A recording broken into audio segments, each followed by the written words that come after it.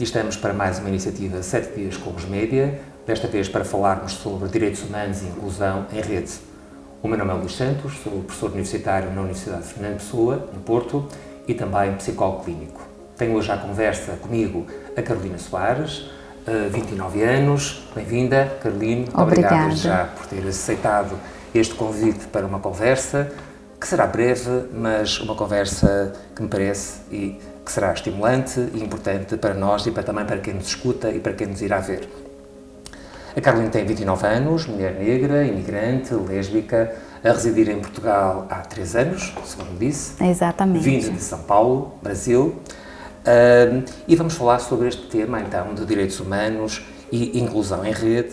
E o nosso objetivo hoje, Carolina, conforme conversamos previamente, seria refletirmos um pouquinho aquilo que tem sido o seu olhar, a sua visão sobre este período que atravessamos, nomeadamente discursos em torno destas temáticas, como o racismo, como falamos também previamente, as questões da orientação sexual, as questões do ser mulher, as questões de viver num lugar que ainda hoje tem números impressionantes sobre violência e várias formas de violência, nomeadamente online, algo sobre o qual nós falamos bastante hoje. E gostava de perceber como é que a Carolina tem vivido e experienciado todos estes tumultos que vamos assistindo a nível global, mas também no digital, nas múltiplas plataformas, quaisquer que sejam, que são vistas por milhões de pessoas, de jovens, desde o TikTok ao Instagram, ao X, e a outras plataformas, e pensar também naquilo que é a sua formação, enquanto estudante de mestrado em Psicologia da Justiça, preocupada com questões de violência, de vitimação, de agressão. Como é que tem visto tudo isto que está a acontecer? Bom, primeiramente, obrigada pelo convite. Eu ainda sou nova nessas plataformas. Entrei recentemente, estou conhecendo algumas plataformas digitais. Confesso que eu acho de extrema importância, porque está trazendo temáticas que outrora não trazia. Entretanto, traz também um certo preconceito e estimula também muito dos preconceitos enraizados ainda na sociedade e que não tem uma peneira do limite. E essa peneira, como ela não tem, ela atinge diretamente quem é o alvo do preconceito, do racismo, da xenofobia, da misoginia. Então, por um lado, eu acho extremamente importante, porque traz pautas que outrora não traziam e não era visível para a sociedade, onde traz representatividade. Minha irmã, por exemplo, mais nova, ela não sofreu tanto o impacto do racismo quanto eu. Minha mãe é da geração boomers, talvez. Ela já alisa o cabelo dela, ela nunca aceitou o cabelo dela como um cabelo crespo. A minha irmã mais nova, que é da geração Z, devido a todos os conteúdos, ela já nunca alisou o cabelo, mas porque eu sempre coloquei a representatividade para ela. Jornalistas negras, mulheres negras, youtubers negras, e falando da importância também sobre se aceitar, se amar, e com isso também trouxe toda uma indústria onde, como eu acabei de citar, minha mãe, ela passava banha de galinha no cabelo para alisar. E aí, devido a toda essa mídia e tudo que envolve, trouxe a necessidade de ter também produtos para essa minoria, digamos assim. Minoria que não é tão minoria, mas é considerado minoria também. Então, eu acho de extrema importância, entretanto, não tem um filtro em quem vai atingir, em quem vai respingar. Então, tem um lado bom e um lado ruim que mata. E esse lado ruim que mata, pegando as tuas palavras, pensando em algo que hoje chamamos do discurso de ódio e de violência, de incitamento ao ódio, que está de facto de boa saúde, não é? Porque nós assistimos de facto a grupos no WhatsApp, a grupos no Instagram, grupos no TikTok, com discursos, como se diz hoje em dia, muito tóxicos, muito violentos, muito desqualificadores daquilo que é a mulher e várias formas de ser mulher. E ao mesmo tempo está-me a falar desta consciência que a Carolina foi tendo, demarcando-se já de uma forma de ver e de ler o mundo e de o sentir e de o viver da sua mãe, portanto estamos a falar de gerações diferentes. O que é que do seu ponto de vista foi contribuindo para que a Caroline conseguisse ter esta visão mais crítica também da realidade e talvez, não sei se sim ou não, criando aqui uma certa capa, uma certa impermeabilização face a estes discursos violentos e de ódio? O que acontece? Quando você cresce sendo uma minoria, mulher, negra, lésbica, pode incluir também que vem da periferia, então vindo uma camada considerada inferior na sociedade, você já é acostumado com esses discursos. Essa é a realidade, você já é acostumado com esses discursos. Mas só que quando vai para a mídia, dá um poder de que é bom porque tem visualização, tem rendimento e tem risada com isso. Então eu, Caroline, como mulher, é claro, eu sou totalmente contra os discursos de ódio. Eu acho que o público que é maltratado e que é atingido, eles já estão acostumados. Eles já estão acostumados, porque não existe, em muitos lugares não existem leis para isso. Não existem leis que proteja e defenda e fala, olha, essa vitimação existe. Vamos estar penalizando, é errado e existem vítimas reais. Então, a maneira, eu como mulher negra, é claro que eu criei uma barreira, criei uma capa, sim, criei porque todos os dias nós estamos acostumados com isso. E é nisso que, por exemplo, a mídia tem que colocar uma peneira e todas as pessoas que têm acesso às redes sociais têm que começar a ter conhecimento. Quem que está atingindo? Por que eu estou rindo disso? O que isso está trazendo para a minha vida? Como que eu me identifico com isso? E quais são as outras pessoas? Eu estudo em uma sala de aula onde só tem uma mulher negra, sou só eu como mulher negra. Então é claro que algumas piadas, a maioria vão dar risada, mas é sobre mim, é sobre a minha vida. Sobre o seu lugar de pertença, no fundo, não é? Uma violência simbólica. Exatamente. E que naturalmente, revendo-se nessa categoria, naturalmente esta é também uma violência perpetrada contra si, não é? Falou de legislação. O que é que do seu ponto de vista está a ser feito, ou devia ser feito, ou pode ser feito, para regular esta selva que é o online, que é o digital, em que nós encontramos o bom e o ótimo, e o péssimo e o perverso, onde um adolescente que tenha as mesmas características que mencionou e que se reveja nas mesmas categorias identitárias, no caso concreto, mulher, negra, que vem da periferia, imigrante, lésbica, tudo temas sobre os quais nós ouvimos hoje falar, hoje em dia, de forma extraordinariamente fraturante. Não é? O que é possível, ou então desejável, ou não, fazer nestes discursos? É possível ou desejável regular estes discursos? Isso esbarra com a liberdade de expressão? Isso é liberdade de expressão? Ou deve haver espaço, ou, pelo contrário, deve haver uma moderação desses discursos que são publicados, destes episódios que nós assistimos hoje, até de violação, também, de violações em grupo, que são filmadas, que são colocadas no digital, que são comentadas, que são partilhadas. Deve haver uma regulação ou é um trabalho a montante que tem que ser feito? Eu acredito que é os dois. Tem que ter uma regulação, porque liberdade de expressão, quando barra na vida do outro e fere o outro, já não é liberdade de expressão, é uma agressão. Então tem que ter uma legislação, tem que sim identificar quais são as vítimas e quais são os agressores, e também tem que ter uma prevenção primária, secundária e terciária sobre essas situações. Prevenção nas escolas, prevenções nos espaços públicos de informações realmente sobre essas situações. E a legislação, eu acho extremamente importante para entenderem que a internet não é terra sem lei. A partir do momento em que você está num lugar onde tem mais pessoas, não é só sobre você, é sobre outras vidas também. E nós temos que identificar essas vidas e identificar quais discursos nós estamos perpetuando e quais discursos matam pessoas. Então, é extremamente importante legislar. É uma das questões que eu falo ainda, por exemplo, aqui sobre Portugal, sobre racismo. Raça não existe biologicamente, mas o conceito raça social existe. E é a partir desse conceito de raça social, onde, por exemplo, Você pode ser uma pessoa racializada, você branco, porque você vê em mídias sociais, em internet o discurso como você, um homem branco, está acima de uma mulher negra e que é melhor. E aí constrói essa visão de estrutura, essa visão de pessoa racializada também. Eu gostava de colocar, ainda bem que fala nesse termo, porque é um termo que nós ouvimos hoje em dia, sobretudo muito vindo do movimento social, de algum ativismo, e que fala em pessoa racializada. Sim.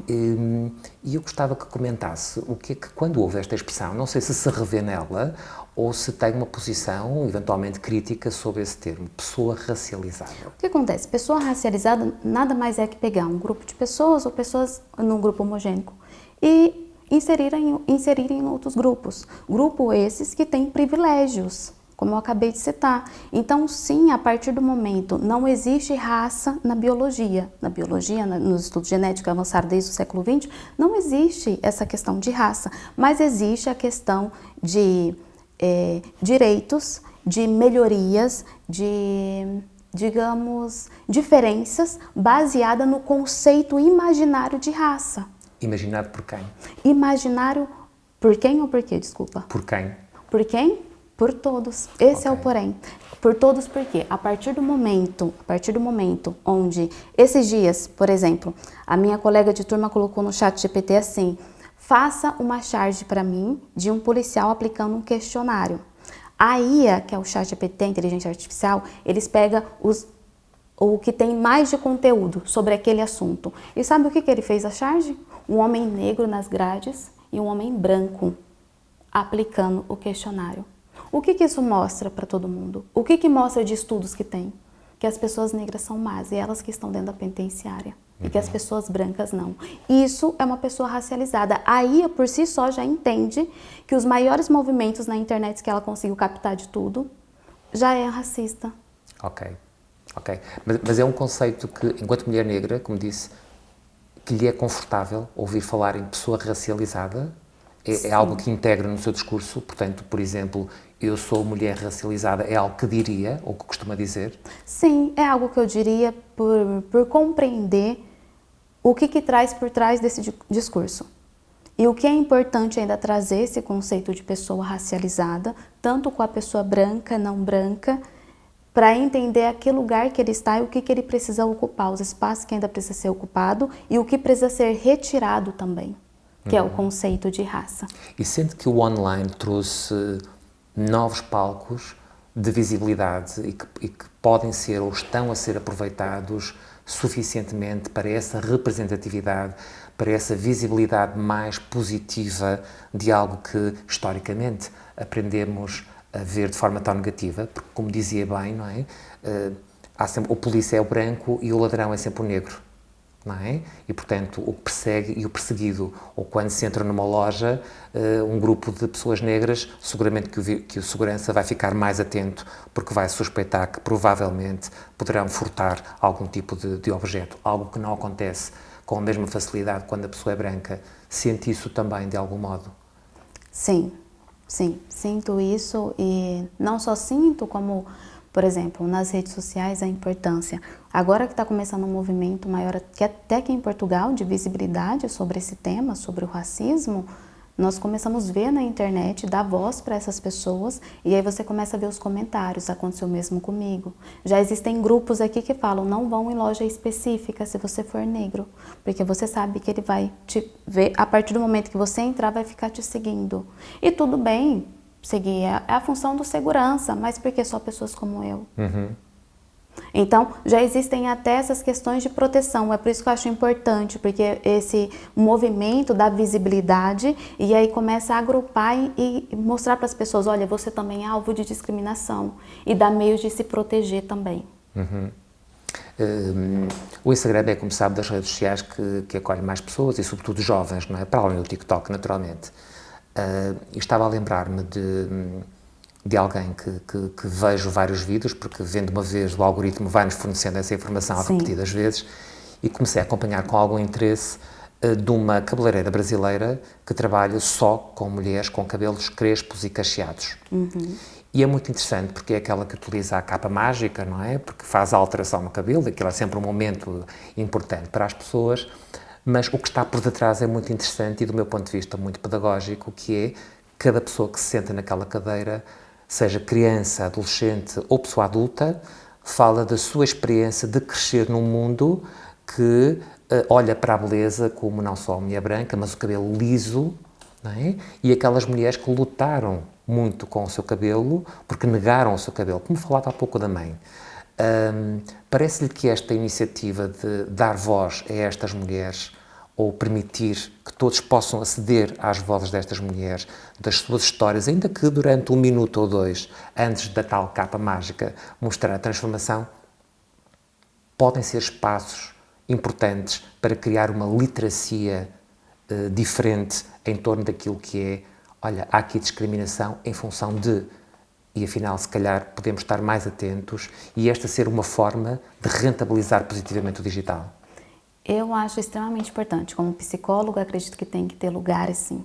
Lugares de fala, lugares de representatividade. Quem está na internet, quem ainda não consegue aceder ao mundo e está com dificuldade, passando por vários tipos de preconceito, uma dica que eu dou: mulher, negra, homem, não importa se você está sentindo uma minoria, procure espaços, porque o espaço é a melhor coisa. Eu, por exemplo, eu frequento o salão só para mulheres negras de cabelo cacheado, e lá é onde eu vejo as histórias e o pertencimento delas, é onde a gente se sente aceita e amada. Durante muito tempo meu cabelo não estava na televisão, durante muito tempo eu não tinha como tratar o meu cabelo, e era o tratar realmente como se fosse uma doença. Não era cuidar dele e ter um cabelo normal, como qualquer outra pessoa. Porque era o feio. O que eu mais indico é grupos de apoio, grupos de pertencimento, espaços de pertencimento, para saber como que eu me identifico, quem eu sou e ouvir o outro. E como criamos depois o espaço de diálogo, como fazer a ponte. Porque disse que vai um cabeleireiro específico, onde provavelmente mulheres que não têm cabelos não cacheados não irão, ou podem ir também. Mulheres que não têm o cabelo cacheado podem ir, por exemplo, hoje em dia tem a lace, tem hidratação, elas conseguem ir também. Okay. Mas o tratamento específico, por exemplo, hidratação, é mais centrado em mulheres com cabelo cacheado. Agora, a ponte, existe um espaço enorme para mulheres que não têm cabelo cacheado. Eu acho que o foco não é incluir já na minoria, eu acho que a maioria incluir também a minoria, porque a minoria já está tentando fazer uma resistência enorme para sobreviver. Ok. O que é que seria resistência do seu ponto de vista, então? Resistência resistir ao quê? Porque disse, é uma resistência. O que é que significa resistir? E resistir a quê ou a quem? Resistir, eu, como mulher negra, os espaços e as pessoas negras que eu converso e os grupos que eu tento ter, é resistir a toda ofensa, toda desigualdade, todo discurso baseado numa raça social, onde diminui pessoas igual a mim. É resistir toda a opressão, é resistir toda essa desigualdade, para entender que eu também sou uma pessoa, eu também tenho um lugar, eu tenho os direitos também. E por mais que a maioria diga que não, existem outras pessoas que têm. E provavelmente pessoas como eu, por exemplo. Minha família também tem esse direito. Tá ocupando esses lugares, encontrando outras pessoas assim e tá resistindo, realmente é viver. Para mim, resistência é vida, é viver. Resistência também ter vindo, como disse no início, da periferia, ainda que de São Paulo, para um outro país, neste caso Portugal, para estudar já num segundo ciclo de estudos, Exato. Nomeadamente mestrado, já é um ato de resistência também. Ah, sim, com certeza. Eu vim do interior de São Paulo, eu vim da periferia. Minha mãe, eu sou a primeira pessoa que teve o ensino superior na minha família, a primeira.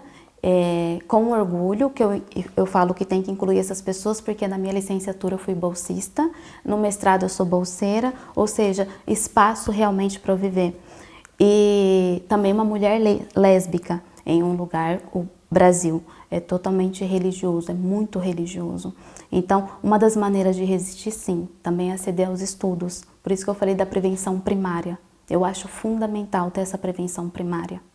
Nós partindo do princípio que estamos a ser vistos e ouvidos por jovens, não é? Do terceiro ciclo do ensino básico em Portugal, e pensando que frequentam as escolas, que são profundamente tecnológicos, que têm sempre as suas redes. Imaginando-se, por exemplo, a trabalhar numa escola deste nível de ensino, como psicóloga, o que é que lhe parece que seria útil pensar para esta maior inclusão, para este respeito pela diversidade, para a visibilidade desta diversidade nesta perspectiva interseccional, porque é mulher, neste caso falamos de etnia, falamos de orientação sexual, falamos também de expressão de género, falamos de sexualidade, falamos de neurodivergência, hoje em dia também. Exatamente. Como conciliar tantas variáveis, o que é que uma psicóloga poderia, do seu ponto de vista, pensar na perspectiva da segurança, da inclusão, da representatividade, destas crianças não terem medo de ir para a escola porque são vítimas de abuso, mas também já podem estar a ser vítimas em casa porque estão a receber notificações, digamos, complicadas, ameaças inclusivamente. Como é que se pode, do seu ponto de vista, rentabilizar a questão das redes para algo que é tão fundamental? As redes, hoje, não teria como eu conseguir controlar. Isso não teria como. Mas a noção daquela realidade, eu como uma psicóloga escolar, primeiro conhecer a realidade, em qual lugar está inserido. Porque é diferente estar inserido, por exemplo, numa foz e, por exemplo, no bairro, como se diz aqui, ou numa escola. Primeiro conhecer a realidade ali, conhecer a cabeça dessas criancinhas, a realidade do que está nelas. E depois, a partir daí, sim, elaborar um projeto e ir trabalhando com isso. Porque a inclusão nada mais é do que dar visibilidade. E para as crianças, elas nascem sem preconceito. São os adultos que inserem esses preconceitos. Então, a partir daí, conhecer essa realidade e trabalhar com uma equipe multidisciplinar. Porque tem que ser trabalhado com a família, esse contexto todo. Um profissional sozinho não consegue acabar com a discriminação e não consegue também acabar com o discurso de ódio nas redes sociais. Mas um trabalho em equipe multidisciplinar, conhecer a realidade, transforma a vida. É uma vida que vai começando com outra vida. A minha vida é um exemplo. Eu sou uma mulher negra, vim da periferia, sou a primeira que teve ensino superior na minha família e hoje eu estou aqui. E com isso eu trouxe outras vidas também. Eu acho que é a partir daí. Nós temos vindo a crescer, visto a crescer, aliás, fenómenos como a chamada manosfera, hoje em dia, não é? Este discurso de ódio contra as mulheres, que são crescentes, que têm milhões de seguidores, muitos deles muito jovens, que acompanham, que disseminam, que constroem uma ideia, por exemplo, daquilo que ser homem é ser o macho, é ser o dominador, é o que controla, e de uma mulher que deve ser submissa e que deve, de facto, submissa ao homem, à vontade do homem, e estes movimentos estão, de facto, a crescer. Não é? Tem alguma explicação para isto? A explicação que eu vejo, pelo menos pelo que eu estudo, é que ele apenas vai continuar, ele continua se mantendo. O machismo, é claro, antes de ferir a mulher, antes de matar a mulher, ele fere muito o homem. É aquele menino pequeno que não pode chorar, que não pode ser sensível, que não pode nada disso. Então ele fere muito antes o homem. Mas só que é uma forma que a sociedade continua se mantendo ali. O local de privilégio, o lugar de poder e o lugar de submissão. Então é onde entra agora, pelo menos as novas equipas, é o que eu sempre falo, equipa multidisciplinar, para trabalhar, para tirar essa raiz, essas estruturas e mostrar, porque ainda já foi normalizado. Quando é normalizado, nós não julgamos mais o porquê tem isso. É normalizado eu colocar esse livro na estante, mas eu mesma nunca me perguntei o porquê que eu tenho que colocar esse livro na estante. O que tem que ser normalizado agora é trabalhar com essas crianças, com essa geração, é claro, com os adultos também, mas ainda pegando o contexto escolar, porque é um projeto que vai ser passado para os jovens, para as crianças, o porquê que eu ainda continuo tendo essas ações e uma crítica real de cada ação que eu continuo só porque o meu pai, o meu avô, o meu tio, o meu professor, por que que eles continuam fazendo isso e por que que eu ainda continuo fazendo também? Isso é isso que eu quero para a minha vida. Uhum. Mas temos assistido ao mesmo tempo, não sei se concorda, com algumas tentativas de silenciamento desta diversidade, ou porque tudo é um exagero, porque as minorias agora querem tudo, porque querem mais do que os outros, ou porque já conseguiram isto e agora querem aquilo e nunca estão satisfeitas, e este discurso vai coexistindo, não é? Nas redes também, não é? Porque hoje qualquer notícia lançada online é comentada, é disseminada e geram-se discussões, não é? E muitas vezes insultos, menos discussões no sentido construtivo do termo, não é? Como é que também olha para isto e se lhe parece que a Carolina, enquanto pessoa, tem também um papel aqui? Não sei se, do ponto de vista da sua utilização das redes, se é mais ativa, se tem redes sociais, se não tem, se costuma intervir neste tipo de discussões ou se bloqueia, por exemplo, quando recebe algum comentário menos favorável, se tenta articular. Como é que é a sua experiência de assistir e de ler diariamente, seguramente, comentários desta natureza? Sim, eu não sou tão ativa nas redes sociais, eu vejo notícias, compartilho quando tem como notícias, mas não sou uma pessoa ativa de redes sociais. Eu sou uma pessoa ativa realmente em ações ao vivo, digamos assim. Eu compareço no que eu vejo que é necessário para isso. Agora, sobre essa questão de tirar os direitos de, por exemplo, agora eles querem demais, agora tudo é mimimi. Historicamente não é algo incomum, não é algo incomum. Quando aboliram a escravidão no Brasil, falaram que deveriam ressarcir os senhorios porque eles estavam perdendo ali pessoas. E eles já queriam demais, eles só queriam a vida deles. Mas, por exemplo, quando falou